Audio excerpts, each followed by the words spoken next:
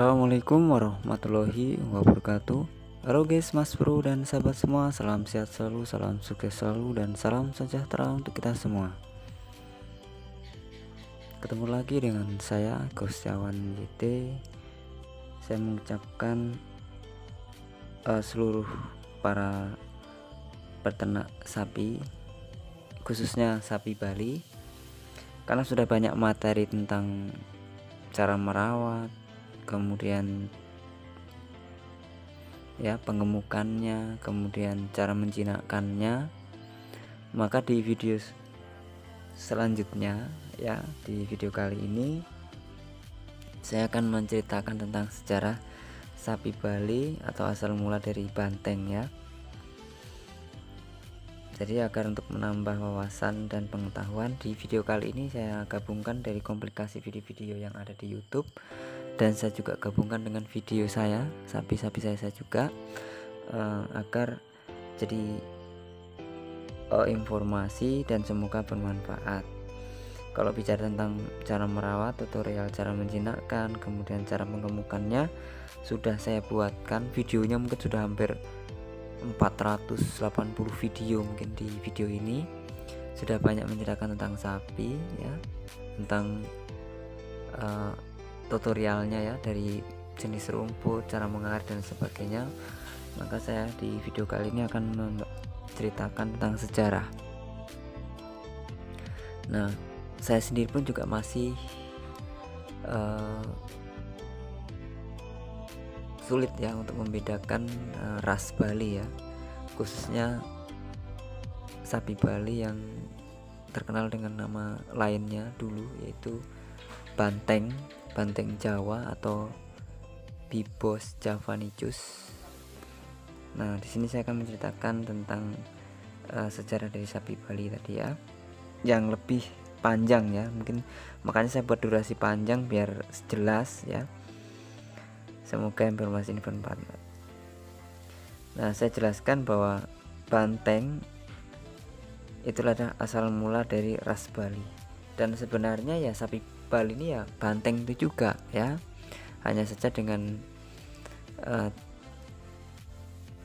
turun temurun ya, jadi menggunakan generasi ke generasi berikutnya. Mari kita bahas langsung saja ya Mas Bro. Ada yang menyebut dengan Bos javanicus atau juga disebut dengan Bibos ya. Nah, banteng Jawa ya, atau banteng Indochina atau rimba, jadi banyak sekali. Dan kemudian ada yang banteng Kalimantan atau Borneo, sudah saya videokan, cuma mungkin ada kesalahan saya cara menjelaskan ya, cuma nanti kita sering-sering saja. Dan memang ada juga yang Mas Bro dan sahabat semua yang langsung mengkritik saya dan memberikan informasi yang akurat, dan saya sangat mengapresiasi dan juga sangat membantu untuk saya. Oke, langsung saja ya Mas Bro ya. Jadi banteng dari bahasa Jawa atau banteng, nama spesies atau Bos javanicus atau juga disebut dengan Bibos atau Tembadau ya. Tembadau adalah spesies hewan yang sekerabat dengan sapi dan ditemukan di berbagai wilayah Asia Tenggara. Makanya di video saya pernah menjelaskan ada di Malaysia, ada di Thailand, ada di tersebar di khususnya di Asia Tenggara ya. Nah, banteng jantan dan betina itu memiliki perbedaan yang mencolok ya, sudah banyak saya bisa dilihat juga di video sebelumnya. Jadi biasanya kulitnya coklat, gelap atau hitam. Kemudian juga ada gabungan yang tidak berubah menjadi warna hitam ya, tetap merah walaupun agak gelap-gelap sedikit. Nah, berbadan besar dan kekar. Nah, itulah ciri khas dari banteng. Sedangkan banteng betina lebih langsing dan memiliki kulit coklat atau muda. Nah, banteng ini memiliki bercak besar berwarna putih di bagian bokong. Nah, baik jantan maupun betina memiliki tanduk umumnya dengan panjang itu 60 hingga 70 cm. Nah, para ilmuwan umumnya membagi menjadi 3 subspesies ya. Banteng Jawa, banteng Indochina, dan banteng Kalimantan. Nah, ternyata ada 3 ya Mas Surya. Jadi pembagiannya ada 3, yaitu banteng Jawa, banteng Indochina, dan banteng Kalimantan. Nah, banteng liar biasanya lebih besar dibandingkan banteng yang telah didomestikasi oleh manusia. Nah, banteng aktif pada siang dan malam hari, tetapi aktivitas malam lebih umum di daerah yang banyak dikunjungi manusia.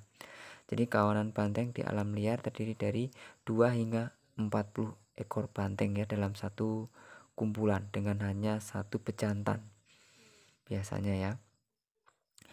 Nah, banteng adalah hewan dalam golongan herbivora dan memakan berbagai tumbuhan seperti rumput, teki, tunas, daun, bunga, dan buah-buahan.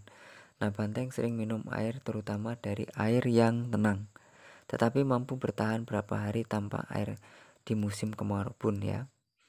Nah, kemudian reproduksi banteng tidak banyak diketahui, tetapi mungkin mirip dengan sapi Eropa yang telah banyak diamati. Nah, induk banteng mengandung dalam jangka 285 hari atau lebih dari 9 bulan. Hampir sama dengan manusia ya. Nah, atau seminggu lebih lama dibandingkan sapi Eropa. Dan kemudian melahirkan seekor anak banteng saja. Banteng ditemukan di berbagai jenis habitat dan di jangkauan alamiahnya, termasuk hutan, pertumbuhan peluruh, setengah peluruh, bagian bawah hutan montana, nah lahan pertanian yang ditinggalkan, serta daerah rerumputan. Nah, populasi banteng liar terbanyak berada di Kamboja ya. Ternyata di Kamboja, di Jawa, Kalimantan, terutama di Sabah atau Malaysia dan Thailand. Nah, banteng ternak dapat ditemukan di Bali atau Pulau Timur Indonesia seperti Sulawesi, Sumbawa, dan Sumba. Australia atau Malaysia, di Papua Nugini pun juga sudah ada. Nah, banteng ternak di Indonesia disebut dengan sapi Bali. Nah, ternyata sapi Bali itu ya banteng itulah ya. Hanya saja kalau berarti dengan penjelasan ini bahwa kalau yang dipelihara manusia berarti sudah berubah nama menjadi sapi Bali. Jika liar berarti namanya adalah banteng. Karena banteng dan sapi Bali itu susah dibedakan ya. Karena mirip sekali, khususnya dari banteng Javanicus.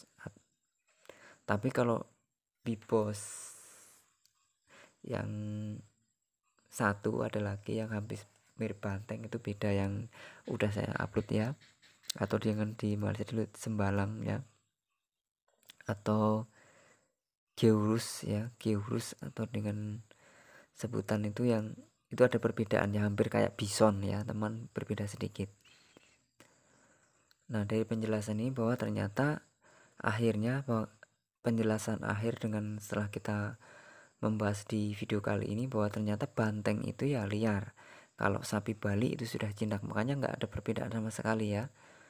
Nah, kalau dalam video ini ada sapi putih itu memang beda ya. Ini memang keturunan dari sapi PO, hanya saja dia hanya ikut kulitnya ya. Kemudian kalau postur badannya tetap sapi Bali.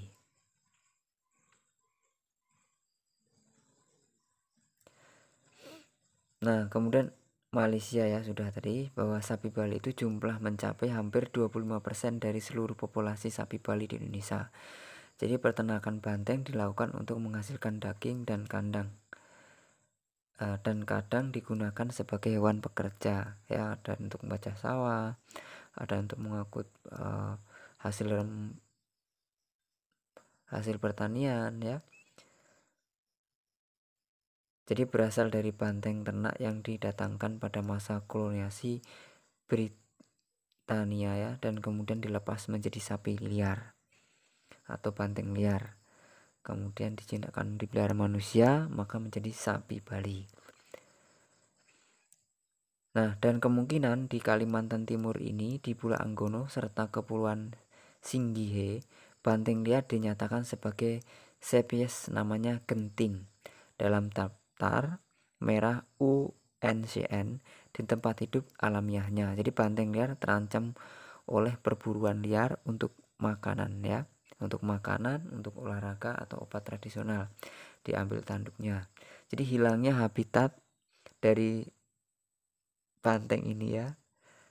Nah, ternyata di Kalimantan Timur ada banteng juga ya, hanya saja tidak sebesar dengan banteng yang nenek moyangnya yang ada di Pulau Jawa atau Pulau Bali ya, tapi tetap ada ukurannya dan lebih kecil. Mungkin suatu saat nanti akan saya ambil di video YouTube dan saya akan upload sesuai dengan narasi yang saya akan utarakan.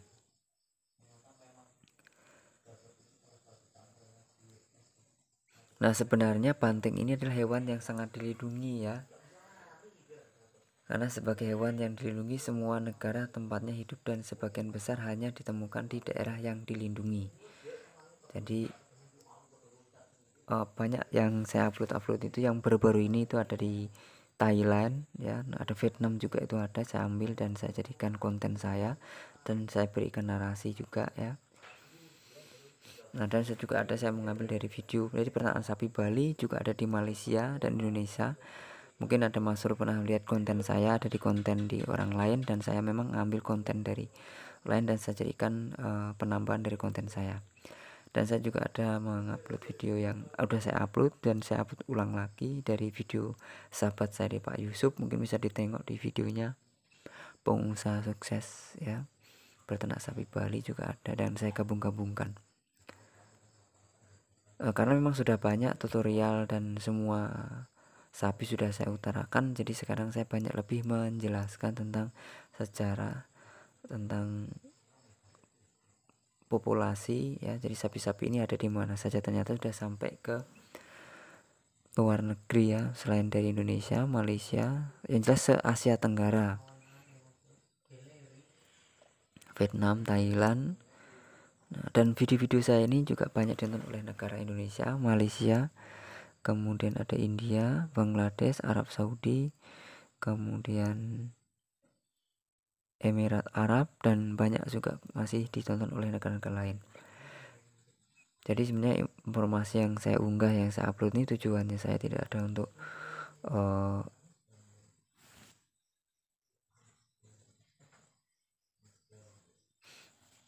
merusak ya, intinya adalah menambah informasi dan wawasan kepada para mas bro dan sahabat semua. Ini khusus saya berikan cerita panjang lebar dan saya buatkan durasi yang sangat panjang, ini adalah 16 menit supaya jelas gitu ya. Dan memang di YouTube itu memang diperbolehkan kita mengambil konten orang lain, itu boleh, tapi harus diberikan dengan narasi, dengan kemampuan kita. Contohnya saja mas bro bisa lihat kan ada di film itu kan. Nah, di film cuma hanya dipotong-potong ya, dijadikan konten. Nah, jadi memang diperbolehkan tapi diberi narasi atau penambahan. Jadi memang kuncinya yang penting kita adalah mengupload berbagai informasi, berbagai wawasan, dan saling berbagi tukaran informasi. Ini makanya saya khususkan, saya buatkan durasi yang sangat panjang sekali. Dan mungkin Mas Bro bisa lihat di video-video saya dari awal hingga saat ini, sebenarnya sudah banyak informasi yang saya sampaikan, cara merawat sapi Bali dengan cara pengobatan, cara menjinakkan, kemudian tutorialnya, cara menanam rumput, dan saya berbagi juga jenis rumput apa saja yang ada di channel saya ini. Dan banyak dari teman-teman saya dan sahabat semua ada yang minta nomor WA dan menjadi bertanya di WA, sharing-sharing. Jadi saya sebenarnya tidak pelit ya ilmu, jadi saya bagikan karena apa yang saya dapat, apa yang saya ketahui itu saya bagikan, semoga itu bermanfaat. Makanya selain hanya video sapi-sapi juga saya gunakan tutorial yang bisa ditengok-tengok video sebelumnya. Jadi bukan hanya saya memperlihatkan sapi gitu saja, tidak ada saya suara, kemudian hanya musik-musik. Nah, jadi banyak yang tinggal ditengok-tengok. Itu kalau yang sudah pakai musik-musik itu hanya sebagai hiburan nih Mas Surya, sudah ada cerita. Tapi kalau Mas Surya saya tengok-tengok video saya sebelumnya, itu bisa jadi motivasi, juga bisa jadikan khususnya para pemula yang ingin memulai berternak sapi Bali ini.